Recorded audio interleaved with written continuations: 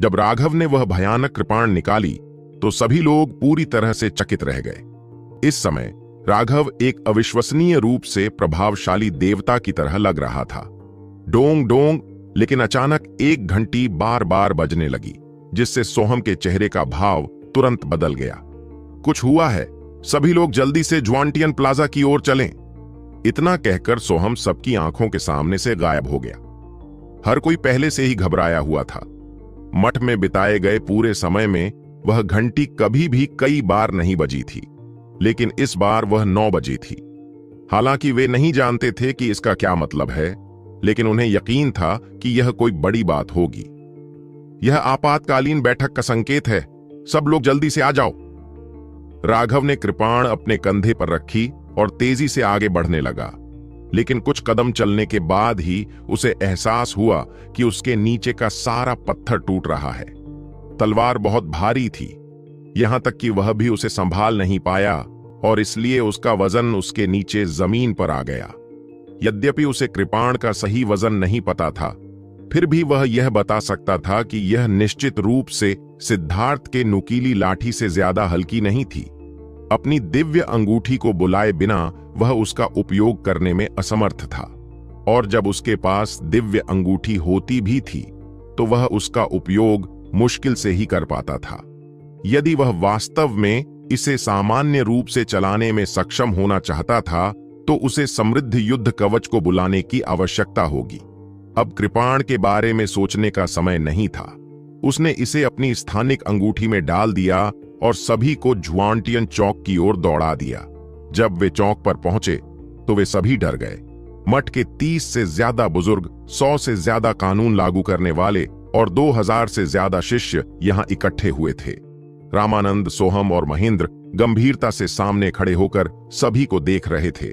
जब सभी लोग आ गए तो रामानंद ने समझाया, मैं आप सभी को एक खबर देता हूं। इस बार आपको मुकदमे के लिए भ्रष्ट मार्ग के क्षेत्र पर आक्रमण नहीं करना पड़ेगा। रामानंद के शब्दों ने तुरंत हंगामा मचा दिया। कई लोग तो निराश भी दिखे।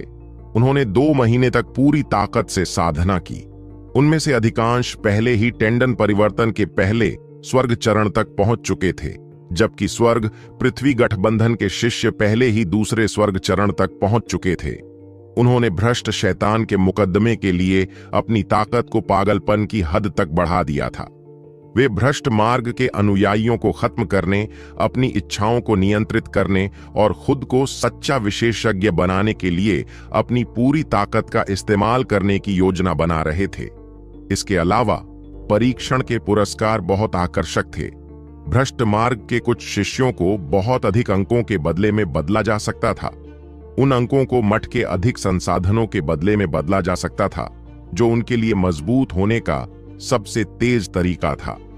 उन्होंने 2 महीने तक कड़ी मेहनत से तैयारी की थी और यह सब इस बात के लिए था कि मुकदमा रद्द कर दिया जाएगा।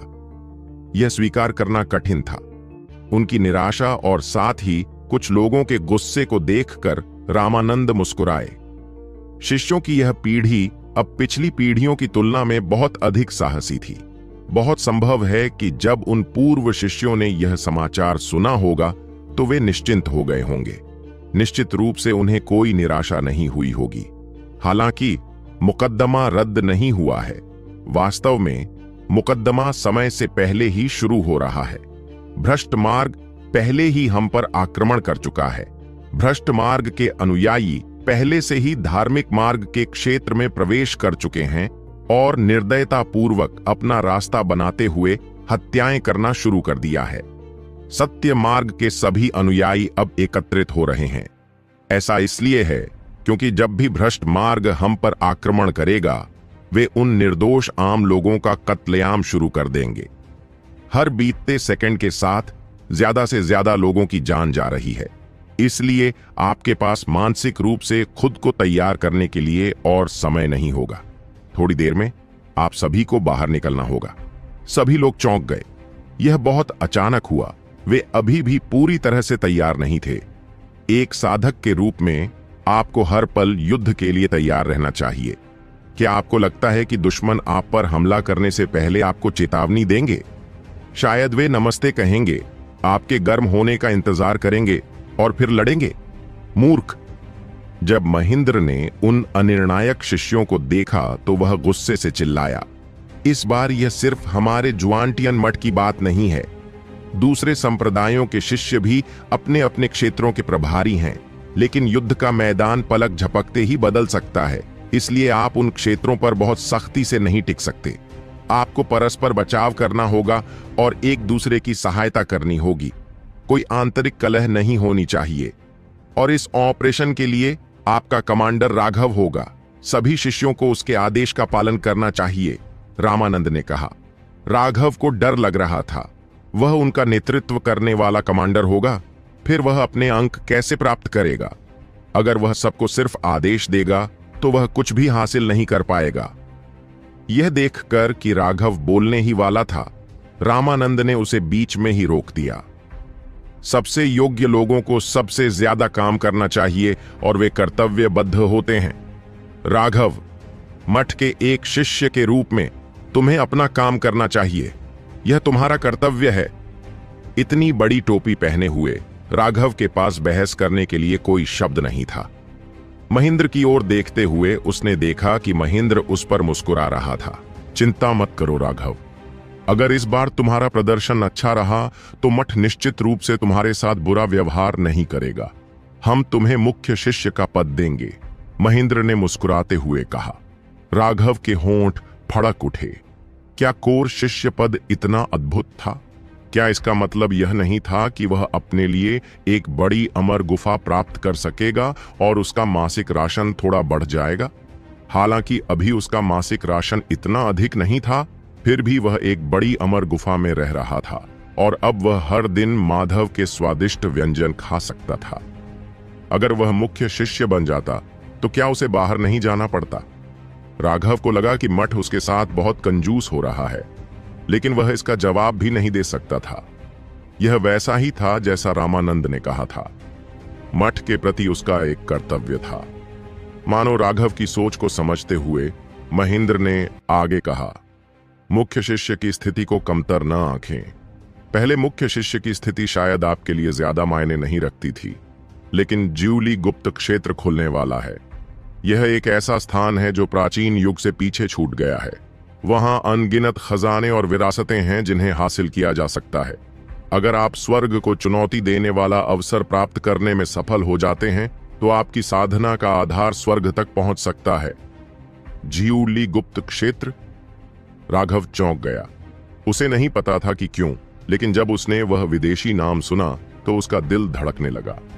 उसके पैर के तलवे पर स्थित समृद्ध सितारा वास्तव में उसके नियंत्रण से बाहर घूमने लगा। राघव पूरी तरह से हैरान था। समृद्ध स्टार द्वारा अकेले इतना बड़ा आंदोलन करने का क्या मतलब था कि इसका संबंध ज्यूली गुप्त क्षेत्र से था? आपको इसके बारे में और कोई सवाल पूछने की जरूरत नहीं है। आपको बस इतना जानना है कि केवल मुख्य शिष्य ही उस स्थान पर प्रवेश कर सकते हैं और स्थान सीमित है। तो तुम्हें इस अवसर का लाभ उठाना चाहिए। हम सब तुम्हारे बारे में बहुत सोचते हैं। जहां तक इस बात का सवाल है कि तुम मुख्य शिष्य पद प्राप्त कर सकते हो या नहीं, यह इस बात पर निर्भर करेगा कि तुम इस बार कितना अच्छा प्रदर्शन करते हो। महेंद्र ने ईमानदारी से राघव के कंधे पर थपथपाया। यह एक खुला प्रलोभन था, लेकिन राघव इसके बारे में असहाय था। किसी कारण से उसे पहले से ही अंदाजा था कि ज्यूली के गुप्त क्षेत्र में उसे कुछ चाहिए था, और यह बात संभवतः असुरा सुतरा बॉडी आर्ट से संबंधित थी। इतनी गहरी भावना के साथ राघव केवल इतना ही कर सकता था कि अपनी सहमति में सिर हिला दे। संप्रदाय के नेता, आपके विश्वास के लिए धन्यवाद। मैं अपना सर्वश्रेष्ठ प्रयास करूंगा। राघव ने सिर झुकाया। इस तरह का प्रलोभन अप्रतिरोध्य था और इसलिए उसने बहस करने की जहमत नहीं उठाई। रामानंद मुस्कुराया। अच्छा, आज से आप इस ऑपरेशन के कमांडिंग जनरल होंगे। अगर कोई आपके आदेशों को न मानने की हिम्मत करता है तो आपके पास उन्हें सीधे किसी भी तरह से दंडित करने का अधिकार है, जिसमें उनकी जान लेना भी शामिल है। रामानंद के शब्दों ने स्वर्ग पृथ्वी गठबंधन के शिष्यों को बेहद उत्साहित कर दिया।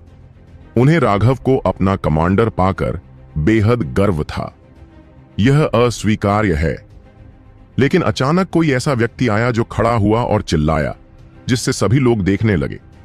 वह एक आंतरिक शिष्य था, संप्रदाय के नेता। हम राघव से दुश्मनी और नफरत करते हैं। अगर आप उसे कमांडर का पद देते हैं तो क्या वह हम सभी को मारने के लिए कुछ छोटी मोटी चालें नहीं चल सकता? शिष्य ने चिल्लाकर कहा।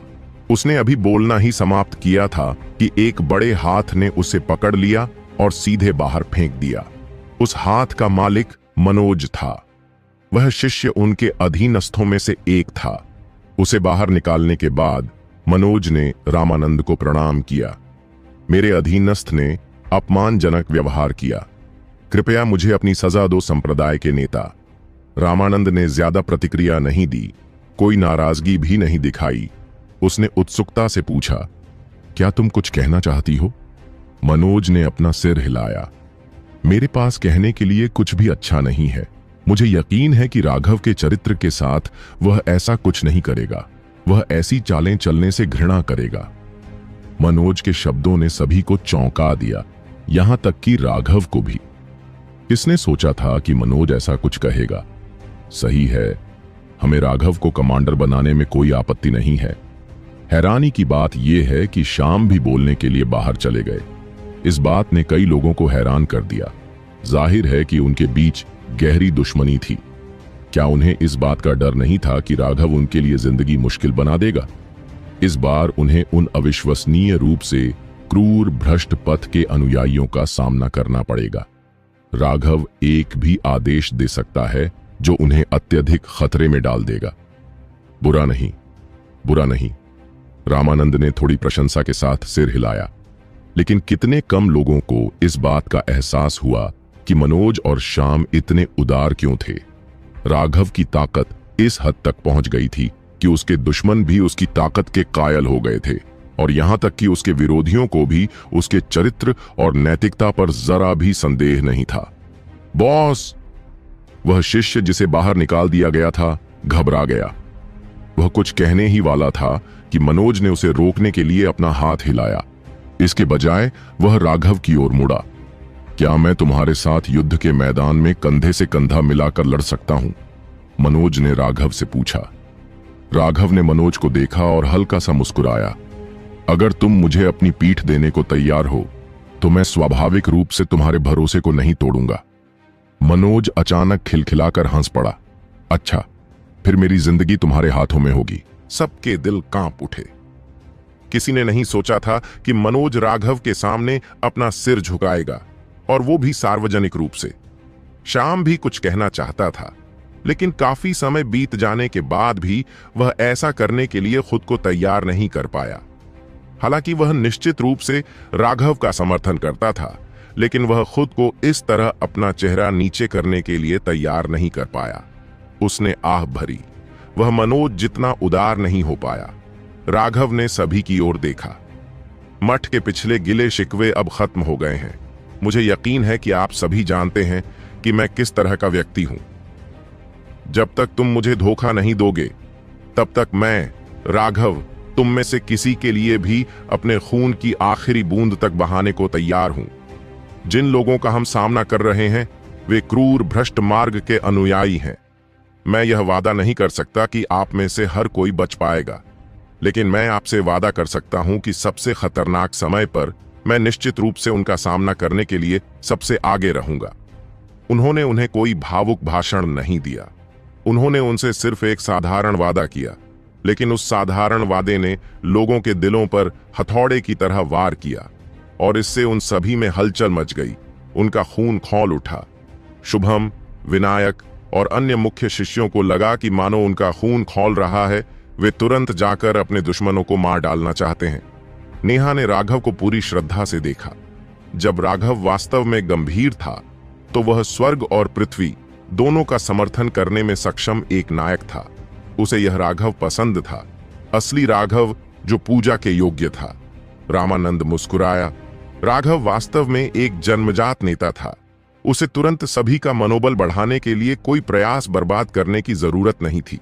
रामानंद ने अपना हाथ हिलाया और सैकड़ों विशाल उड़ने वाले जादुई जानवर उड़कर चौक पर उतर आए।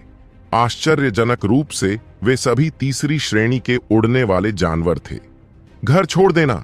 राघव और मुख्य शिष्य एक विशाल उड़ते जादुई जानवर के ऊपर इकट्ठे हुए थे। राघव ने एक जानवर की खाल का पन्ना निकाला और एक जगह की ओर इशारा किया। इस बार भ्रष्ट रास्ते ने यहां से हम पर आक्रमण किया है। उनका आक्रमण 18 घंटे पहले हुआ था और हमारी वर्तमान उड़ान गति के साथ हमें वहां पहुंचने में लगभग 6 घंटे लगेंगे। भ्रष्ट मार्ग के अनुयायी अविश्वसनीय रूप से रक्त पिपासु हैं और एक तरह के परीक्षण के रूप में निर्दोष आम लोगों का वध कर देंगे। थोड़ी देर में एक बार जब हम पहुंच जाते हैं तो हमारे पास खुद को समायोजित करने का कोई समय नहीं होता। हर पल जब हम इंतजार करते हैं अनगिनत आम लोग मर रहे होते हैं। उन्होंने सिर हिलाया। इस बार यह बहुत अचानक हुआ था और उनके पास तैयारी के लिए जरा भी समय नहीं था। शुरू में उन्हें ही पहल करनी चाहिए थी, लेकिन नतीजा यह हुआ कि उनके दुश्मन ने पहले ही पहल कर दी थी। भ्रष्ट मार्ग से आए ये मूर्ख आखिर क्या सोच रहे हैं? वे इतने दुष्ट क्यों हैं? क्या उन्हें दूसरों के जीवन की परवाह नहीं है? विनायक खुद को घृणा से भरे स्वर में कहने से रोक नहीं पाई। बाकी लोग भी नहीं समझ पाए। भ्रष्ट मार्ग के विशेषज्ञों के पास भी मां और पिता तो होते ही हैं जिन्होंने उनका पालन पोषण किया है। वे मानवता से इतने रहित कैसे हो सकते हैं? राघव ने जवाब दिया, आप समझ ही नहीं पा रहे हैं कि वे क्या सोच रहे हैं। भ्रष्ट मार्ग से आने वाले लोगों की अपनी मान्यताएं और दृढ़ विश्वास होते हैं। उनकी मान्यता बहुत सरल है, प्राकृतिक चयन। वे सोचते हैं कि एक व्यक्ति को मजबूत होना चाहिए और कमजोर लोग सिर्फ मजबूत लोगों के लिए कदम रखने के पत्थर हैं। कमजोर लोग सिर्फ सहायक उपकरण हैं। मजबूत लोगों को अलग दिखाने के लिए आभूषण हैं। और इसीलिए जिस चीज पर वे सबसे ज्यादा विश्वास करते हैं वह है ताकत। ताकत ही उनके लिए सब कुछ है। जब तक उनके पास ताकत है वे बिना किसी सीमा के अपनी सारी इच्छाएं पूरी कर सकते हैं, चाहे कोई भी नैतिकता क्यों ना हो। नेहा ने आश्चर्य से कहा, ऐसे दुष्ट लोग कैसे हो सकते हैं? वे सभी इंसान थे, लेकिन उनकी विचारधाराएं इतनी अलग कैसे थीं? राघव ने हल्के से कहा, ऐसा सिर्फ इसलिए है क्योंकि तुम नहीं समझते कि किसी विश्वास को रखना कितना कठिन है। किसी विश्वास में दृढ़ निश्चय का मतलब है कि तुम्हारा पूरा मन और आत्मा समर्पित है। भ्रष्ट मार्ग से आने वाले लोगों का दृढ़ विश्वास है कि उनके कार्य सबसे सही हैं। उनका मानना है कि स्वर्गीय दांव के नियम इस दुनिया को सबसे योग्य व्यक्ति के अस्तित्व के योग्य बनाते हैं और इसलिए उनके कार्य स्वर्गीय दांव के अनुसार हैं। जहां तक हमारे धार्मिक मार्ग के कार्यों की बात है, जिसमें हम एक दूसरे की रक्षा और सहायता करते हैं, तो यह स्वर्गीय ताओ के प्राकृतिक उन्मूलन नियमों के विपरीत है और इसलिए वे मानते हैं कि हम स्वर्ग का अनादर कर रहे हैं और इसलिए वे धर्मी मार्ग के अनुयायियों की हत्या को स्वर्ग द्वारा हमें दंडित करने के स्थान पर लेना मानते हैं। इसके अलावा उन्हें थोड़ा सा भी अपराध बोध महसूस नहीं होगा। लोगों की हत्या करना उनके लिए पवित्र है और वे हर तरह की ऐसी हरकतें करने को तैयार हैं जिन्हें हम अपराध मानते हैं। यहां तक कि मरने के बाद भी वे मानते हैं कि चूंकि उन्होंने स्वर्गीय दाऊस के लिए लड़ाई लड़ी है, इसलिए स्वर्गीय दाऊस उन्हें आशीर्वाद देंगे और उनकी देखभाल करेंगे और इसलिए सच्चे भ्रष्ट मार्ग के शिष्यों को मृत्यु से बिल्कुल भी डर नहीं लगता। राघव के शब्दों ने उन्हें अंदर तक झकझोर दिया। उन्होंने सबने सुना था कि भ्रष्ट मार्ग के अनुयायी बर्बर और क्रूर होते हैं, इसलिए यही कारण था। वे सचमुच पागलों का एक समूह हैं। मुख्य शिष्यों में से एक ने अपना सिर हिलाया। और यही कारण है कि एक बार लड़ाई शुरू हो जाने पर आप उनके खिलाफ बिल्कुल भी दया नहीं दिखा सकते। किसी भी तरह के नेक चरित्र, मानवता, क्षमा या उन्हें सुधारने की उम्मीद के साथ काम करने की कोशिश न करें। यह सिर्फ मूर्खता है, ऐसी मूर्खता जिसकी कीमत बहुत चुकानी पड़ेगी। तुम न सिर्फ खुद को मार डालोगे, बल्कि अपने पीछे खड़े लोगों को भी फंसा दोगे, जिससे वे भी तुम्हारे साथ मर जाएंगे। यही तो असल में मतलब है अपनी आंखें खुली रखकर मरना। राघव ने गंभीरता से चेतावनी दी। खास तौर पर वह नेहा और अनुराधा को देख रहा था। वह जानता था कि ये दोनों महिलाएं ज्यादा नरम दिल वाली हैं, खास तौर पर नेहा। अगर वे अपने विरोधियों पर दया करने लगे और खुद को संयमित करने लगे तो वे वास्तव में खत्म हो जाएंगे। और एक बार जब मुख्य शिष्य मर गए तो उनके पीछे के शिष्यों का मनोबल बहुत नीचे गिर जाएगा। चिंता मत करो, मैं निश्चित रूप से कोई दया नहीं दिखाऊंगी। नेहा ने गहरी सांस ली। राघव ने थोड़ा मुस्कुराकर सिर हिलाया।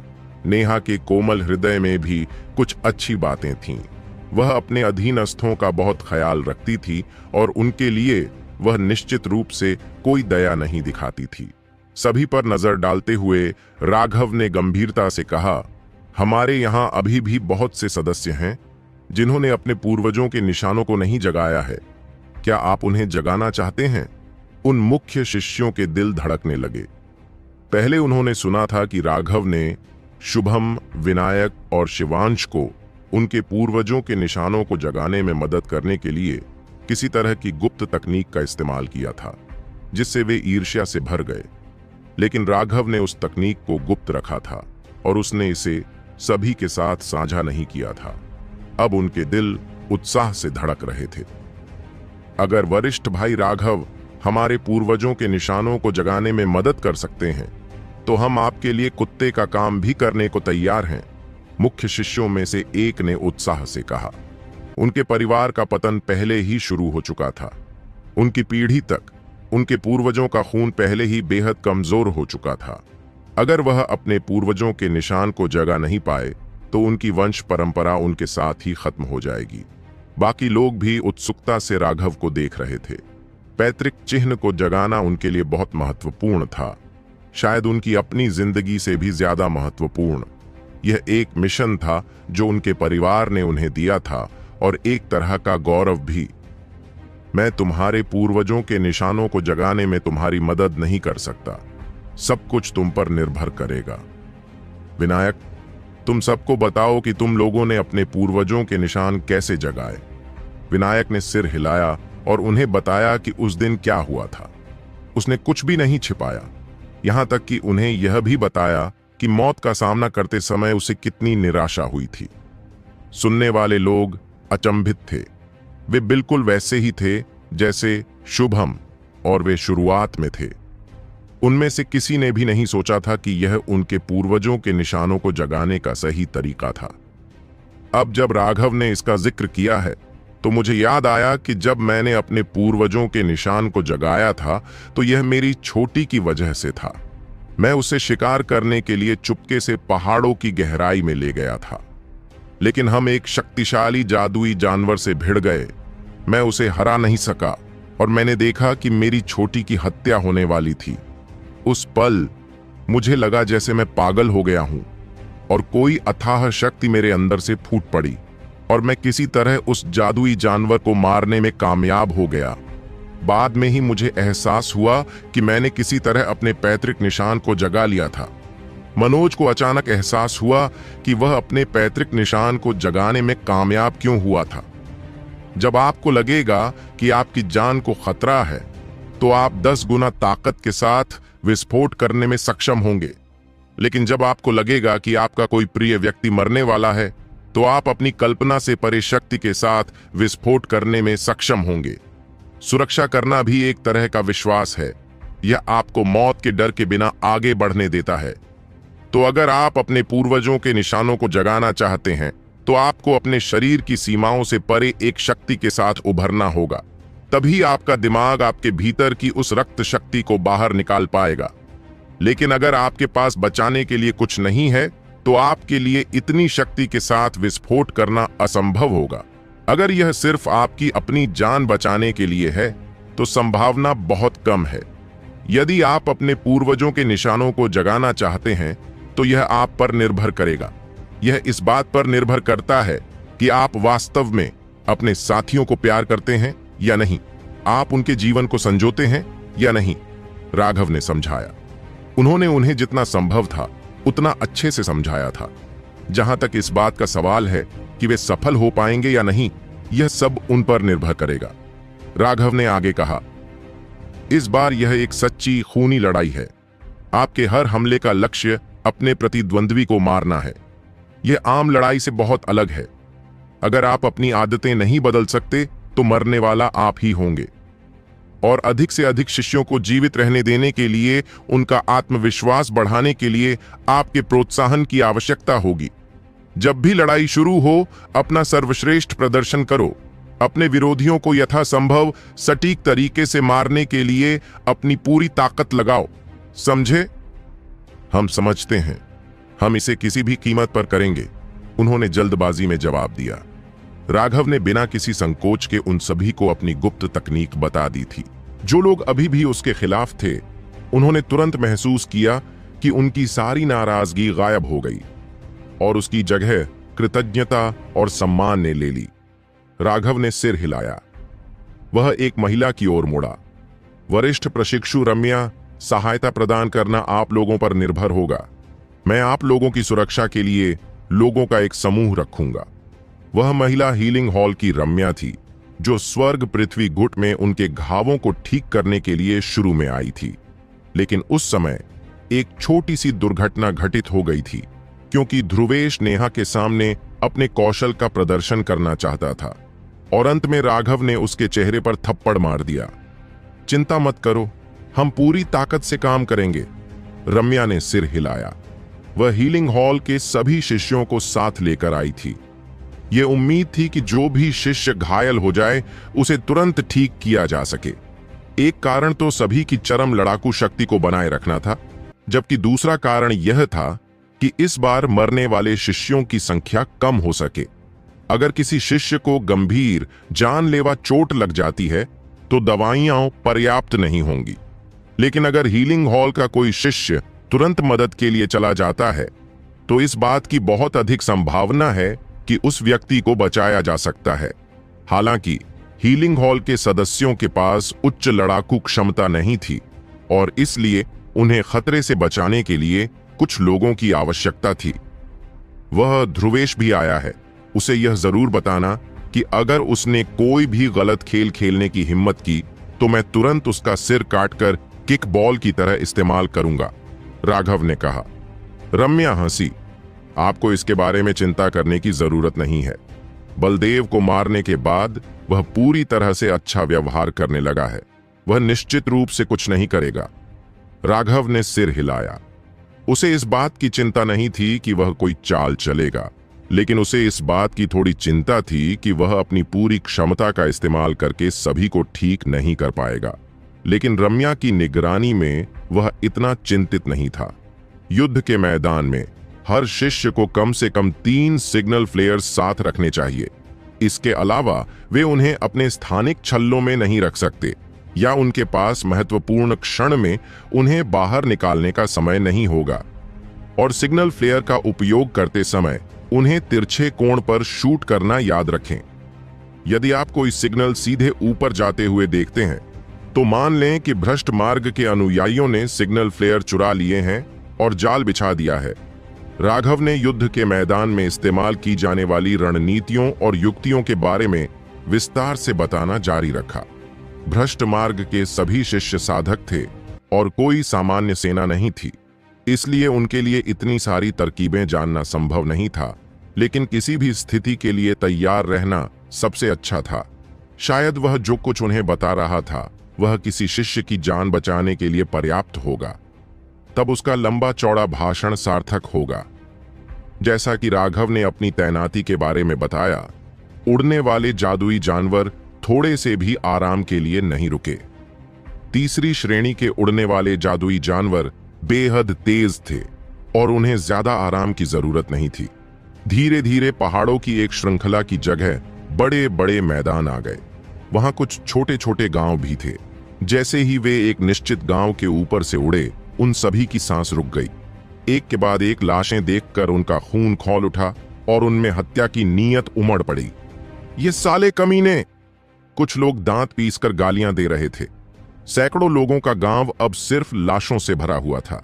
वहां बूढ़े बुजुर्ग थे जिनके बाल पहले से ही सफेद हो चुके थे, और कुछ बच्चे भी थे जो सिर्फ 2 महीने के थे। उनमें से एक भी अभी तक जीवित नहीं था। आगे बढ़ो! राघव अचानक खड़ा हुआ और दहाड़ा। भाइयों, भ्रष्ट मार्ग के अनुयायी निर्दोष आम लोगों का कत्लेआम कर रहे हैं। आज की लड़ाई कोई परीक्षण नहीं, बल्कि एक सच्ची जीवन मरण की लड़ाई है। यह लड़ाई अंक या महिमा के लिए नहीं है। यह लड़ाई सिर्फ हमारे गर्म खून की गवाही देने के लिए है। अपने हाथों में मौजूद हथियारों का इस्तेमाल करके उनके सिर काट दो, उन सभी का कत्लेआम कर दो। मार डालो, मार डालो, मार डालो। उनके नीचे का दृश्य देखकर तुरंत ही उनके दिल में उत्तेजना फैल गई। उनकी आंखें पूरी तरह से लाल हो गई थीं।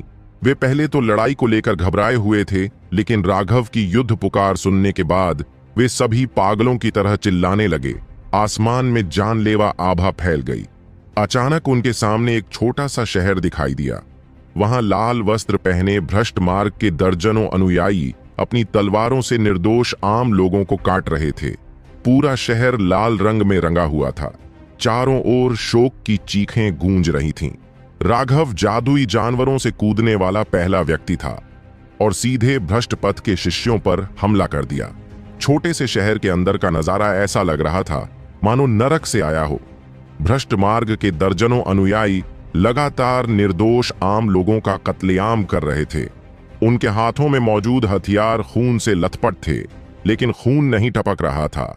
इसके बजाय खून जल्दी ही फीका पड़ गया और उनके हथियारों में समा गया। खून सोखने के बाद वे हथियार एक अविश्वसनीय रूप से भयावह हवा छोड़ते थे, जैसे कि वे खून के प्यासे शैतान हों जिन्होंने किसी स्वादिष्ट चीज की खुशबू सूंघ ली हो। उन हथियारों से लालची इच्छा महसूस की जा सकती थी। इसके अलावा जब भी भ्रष्ट मार्ग के अनुयायियों में से कोई एक आम आदमी को मारता था, तो खूनी धुंध का एक अंश उनके शरीर में भी समा जाता था। वह खून किसी तरह की दवा की तरह था, जिससे वे और भी ज्यादा उत्तेजित हो जाते थे और उनकी आंखें खून की प्यासी रोशनी से भर जाती थीं। इस शहर में सिर्फ 10,000 से ज्यादा लोग थे। ज्यादा साधक नहीं थे। यहां तक कि सैनिक भी सिर्फ ऊर्जा संघनन क्षेत्र में थे। वह साधना आधार शायद इन टेंडन परिवर्तन शिष्यों के सामने कुछ भी नहीं था। उनमें प्रतिरोध करने की जरा सी भी क्षमता नहीं थी। भ्रष्ट मार्ग के अनुयायी पागलों की तरह उन आम लोगों को मार रहे थे जो बेतहाशा भाग रहे थे, लेकिन केवल कुछ ही लोग शहर से भागने में सफल रहे। अधिकांश लोग शहर में फंस गए थे और उनके पास भागने का कोई रास्ता नहीं था। सिर लगातार हवा में उड़ रहे थे। हर जगह खून बिखरा हुआ था और वे बस असहाय चीखें और रोना ही छोड़ सकते थे। उनकी नजर में ये भ्रष्ट मार्ग के अनुयायी पूर्ण रूप से शैतान थे, जिन्हें कोई रोक नहीं सकता था। वयस्क अपने बच्चों को कसकर पकड़े हुए थे, अपनी आंखों को ढक रहे थे। यहां तक कि वे भी अपने सामने उस क्रूर दृश्य को देखने के लिए सहन नहीं कर सकते थे और वे बस मौत का इंतजार कर रहे थे। हवा में पीड़ा की आवाजें गूंज रही थीं और भ्रष्ट मार्ग के अनुयायियों की भयावह हंसी भी। वे सभी इस तरह की भावना का आनंद ले रहे थे। कुछ निकास मार्गों को अवरुद्ध करने के बाद उन्होंने धीरे धीरे अपने हथियार लहराने शुरू कर दिए, इस अनुभूति का आनंद लेते हुए। निराशा और आतंक के उन भावों ने उन्हें रोमांच से भर दिया। तुम शैतानों, मैं तुम्हें नीचे ले जाऊंगा। एक 7 या 8 साल का बच्चा अचानक एक छोटी लकड़ी की तलवार लेकर बाहर आया। वह लकड़ी की तलवार बहुत ही भद्दी थी। यह स्पष्ट रूप से एक बच्चे का खिलौना था, लेकिन वह बच्चा उस छोटी सी लकड़ी की तलवार के साथ गुस्से में एक भ्रष्ट पथ के अनुयायी पर आगे बढ़ा। छोटा हुजी, यहां वापस आओ। जैसे ही वह बच्चा बाहर निकला, एक महिला ने जोर से चिल्लाकर कहा, लेकिन तब तक बहुत देर हो चुकी थी। वह बच्चा पहले ही उस शिष्य के पास पहुंच चुका था। वह शिष्य भयावह ढंग से हंसा। उसके हाथ में मौजूद तलवार ने निर्दयतापूर्वक उस बच्चे की गर्दन पर वार कर दिया। उसे सबसे ज्यादा किसी व्यक्ति का सिर हवा में उड़ता हुआ देखना पसंद था। उन चेहरों पर दिखने वाले भाव उसे बहुत खुश करते थे। खून की बौछारें उस बच्चे के पूरे शरीर को लाल कर रही थीं। खून की बदबू से उल्टी आ रही थी, लेकिन वह बालक डरा नहीं और उस लकड़ी की तलवार लेकर आगे बढ़ता रहा और उस भ्रष्ट शिष्य पर वार करता रहा। सभी को यह देखकर आश्चर्य हुआ कि लकड़ी की तलवार उसके शरीर को छूने से पहले ही 2 टुकड़ों में बंट गई।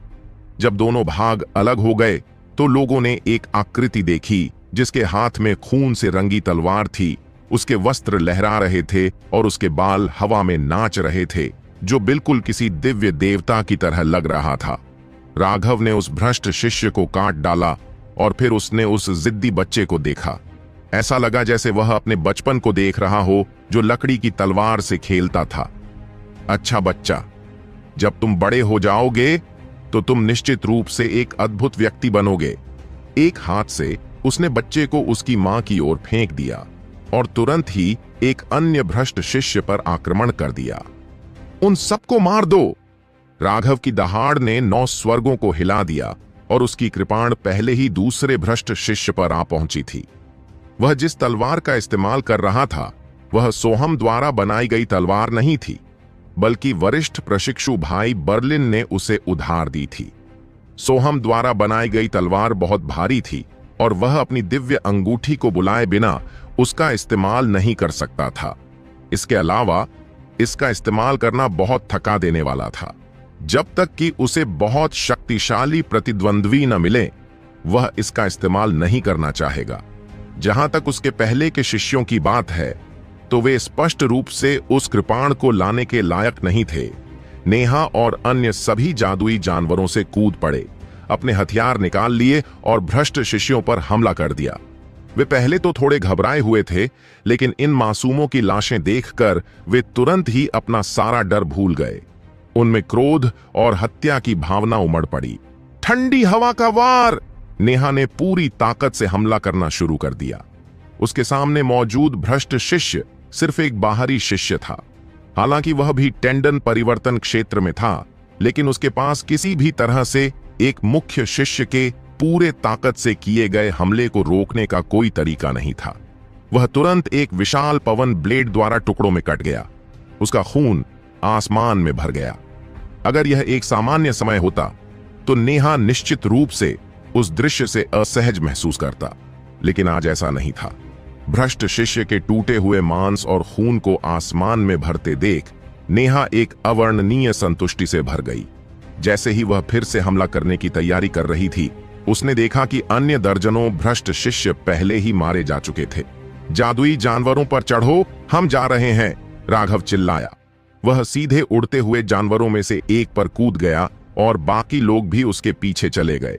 जब से राघव नीचे कूदा था, तब से लेकर जब तक उन्होंने उनका वध पूरा नहीं कर लिया था, तब तक केवल 2 सांसों का समय ही बीता था। वे सभी भ्रष्ट शिष्य एक झटके में मारे गए थे। मठ के अन्य शिष्यों को लड़ाई खत्म होने से पहले हमला करने का मौका भी नहीं मिला था, लेकिन मुख्य शिष्यों को लड़ते देख उनका खून खौल उठा था। तो भ्रष्ट मार्ग के अनुयायी उतने अधिक नहीं हैं। सबका आत्मविश्वास बढ़ गया। राघव और उनके साथियों ने एक झटके में उन सभी भ्रष्ट शिष्यों को मार डाला था। राघव के नेतृत्व में जादुई जानवर से 1 दर्जन लोग कूद पड़े और उसे फिर से बाहर उड़ा दिया। वे लोग आम लोगों को दिलासा देते और उन्हें सुरक्षित दूरी पर ले जाते। वे दर्जन भर लोग मठ के अंतिम शिष्य परीक्षण में असफल हो गए थे। उन्होंने मूल रूप से श्रमिकों के रूप में पीछे रहने का फैसला किया था और वे इन लड़ाइयों के बाद के परिणामों से निपटने के प्रभारी होंगे। यह लड़ाई सिर्फ 1 या 2 दिन में खत्म नहीं होने वाली थी। सभी की सुरक्षा के लिए उन्हें पीछे हटना जरूरी था। राघव ने नक्शे को गंभीरता से देखा। वह तो बस एक छोटा दस्ता था। हमारे पास उनके बारे में कोई खबर भी नहीं थी, जिसका मतलब है कि वे रिपोर्ट करने लायक नहीं थे। दूसरे शब्दों में कहें तो इस बार भ्रष्ट मार्ग का आक्रमण पहले से कहीं अधिक बड़ा और भयंकर है। तो लापरवाह मत बनो। ये मत सोचो कि बड़े बुजुर्ग और कानून लागू करने वाले लोग तुम्हें किसी भी खतरे से बचाएंगे। राघव, तुम्हारा मतलब है शुभम चौंका। राघव ने सिर हिलाया। इस रिकॉर्ड के अनुसार धर्मी और भ्रष्ट मार्ग के विशेषज्ञ इन लड़ाइयों के दौरान दूर से ही नजर रखेंगे। जब तक पूर्ण विनाश का खतरा न हो, उनमें से कोई भी कार्रवाई नहीं करेगा। लेकिन अगर वे हस्तक्षेप भी करते हैं तो दूसरा पक्ष भी उन्हें रोकने के लिए आगे आएगा। दोनों पक्ष पहले से ही अनगिनत वर्षों से लड़ रहे हैं, लेकिन एक दूसरे को खत्म नहीं कर पाए हैं। इसका मतलब है कि ताकत के मामले में दोनों पक्ष अपेक्षाकृत बराबर हैं। ऐसा लगता है कि इस बार भ्रष्ट मार्ग ने पहले से भी ज्यादा शिष्यों को ला दिया है, जिससे हम पर और भी ज्यादा दबाव आ गया है। यह मत सोचो कि एल्डर्स तुम्हें किसी महत्वपूर्ण क्षण में बचा पाएंगे। अगर बड़े लोग हस्तक्षेप करने की कोशिश करेंगे तो भ्रष्ट मार्ग के विशेषज्ञ भी हस्तक्षेप करेंगे, एक दूसरे का विरोध करेंगे। अंत में आप अभी भी अपने दम पर होंगे। हर कोई इस बात से हिल गया था। उन्होंने सोचा था कि इस परीक्षण के दौरान एल्डर्स उनकी रक्षा के लिए वहां होंगे, लेकिन अब उन्हें एहसास हो गया था कि राघव शायद सही था। उस समय कोई भी बुजुर्ग उनकी मदद नहीं कर पाएगा। यह बेहतर है कि यह बात केवल तुम लोगों को ही पता हो। दूसरे शिष्यों को यह बात मत सीखने दो, राघव ने सलाह दी। विनायक ने कड़वी मुस्कान के साथ कहा, काश तुमने हमें भी नहीं बताया होता, शायद हमारे लिए भी ना जानना बेहतर होता। राघव ने गंभीरता से अपना सिर हिलाया। अगर तुम इस छोटे से दबाव को भी नहीं झेल सकते तो तुम विशेषज्ञ कैसे बनोगे? जीवन और मृत्यु के बीच की रेखा पर चलते हुए तुम कैसे शांत मन बनाए रख पाओगे? खांसी? मैं तो बस मजाक कर रहा था, विनायक ने अजीब तरह से हंसते हुए कहा। राघव ने सभी की ओर रुख किया। चूंकि आप सभी ने अपने दस्तों के नेता बनने का फैसला किया है, इसीलिए आपको इस दबाव को स्वीकार करने में सक्षम होना चाहिए और इसीलिए आपको यह जानना चाहिए, आपके सभी भाई आप पर भरोसा करते हैं। यह एक तरह का जीवन और मृत्यु का भरोसा है। उस भरोसे की रक्षा के लिए भले ही आपको मरना पड़े, आपको सबके सामने मरना होगा। हे, डरने की क्या बात है? मैं मनोज बहुत समय से यह अनुभव करना चाहता था कि भ्रष्ट मार्ग कितना मजबूत है। इससे कोई फर्क नहीं पड़ता कि वे कितने मजबूत हैं, जब तक वे राघव की तरह असामान्य रूप से मजबूत नहीं हैं। मनोज वीरतापूर्वक हंसा और उसके अंतिम शब्दों ने सभी को हंसा दिया। मठ के सभी शिष्यों में से केवल राघव ही मनोज को दबा सकता था। सिद्धार्थ तकनीकी रूप से शिष्य नहीं था, क्योंकि उसका गुरु संप्रदाय के नेता की ही पीढ़ी का था। इसके अलावा वह व्यक्ति केवल जादुई जानवर पर सो रहा था। पिछली लड़ाई के दौरान भी वह अभी तक नहीं उठा था। सौभाग्य से उस व्यक्ति के हथियार को एक स्थानिक वलय में संग्रहित किया जा सकता था, अन्यथा तीसरी श्रेणी का जादुई जानवर भी उसके साथ उड़ान नहीं भर पाता। वे एक बार फिर एक छोटे से कस्बे के ऊपर से उड़े, लेकिन उस दृश्य ने सभी के दिलों को झकझोर कर रख दिया। इस क्षेत्र के सभी छोटे कस्बे खून से रंग गए थे, जमीन लाशों से ढकी हुई थी। ये जानवर, मैं सच में इन्हें काटकर मार डालना चाहता हूं, एक मुख्य शिष्य ने अपने दांत पीसते हुए कहा। मासूम आम लोगों की लाशें देखकर उनमें से किसी को भी यह एहसास अच्छा नहीं लगा। अब आप सभी ने देखा है कि भ्रष्ट मार्ग के अनुयायी कितने क्रूर हैं। आप सभी ने देखा है कि उनका एकमात्र विश्वास क्रूर नरसंहार में है। एक बार जब हम फिर से लड़ाई शुरू करते हैं तो आप में से कोई भी पीछे नहीं हटता। लेकिन इस बार अपना दिमाग शांत रखना और अभी की तरह ऐसा नहीं करना। हालांकि उन्हें कुचलकर राख कर देना अच्छा है, लेकिन फिर हम अंक नहीं ले पाएंगे। आखिरकार हमें अपने अंकों के लिए उनके सिर का आदान प्रदान करना होगा, राघव ने कहा। सभी ने सिर हिलाया। मठ के नियम थे कि भ्रष्ट मार्ग के शिष्यों के सिर के अनुसार अंक दिए जाएंगे। मठ में भ्रष्ट शिष्य की प्रतिभा का मूल्यांकन उनके सिर से ही करने की क्षमता है और वे उनके स्तर के अनुसार अंक देते हैं। पहले तो सभी के गुस्से में उन्होंने उन बिंदुओं की बिल्कुल भी परवाह नहीं की थी। अब जब राघव ने उन्हें लाया तो उन्हें वास्तव में दुख हुआ। यहां तक कि एक भ्रष्ट बाहरी शिष्य भी 5000 अंकों के लायक था। अभी तक जो शिष्य थे वे 10,000 अंकों के थे, लेकिन वे ऐसे ही बर्बाद हो गए। उड़ते हुए अचानक उन्हें हत्या की आवाजें सुनाई दीं।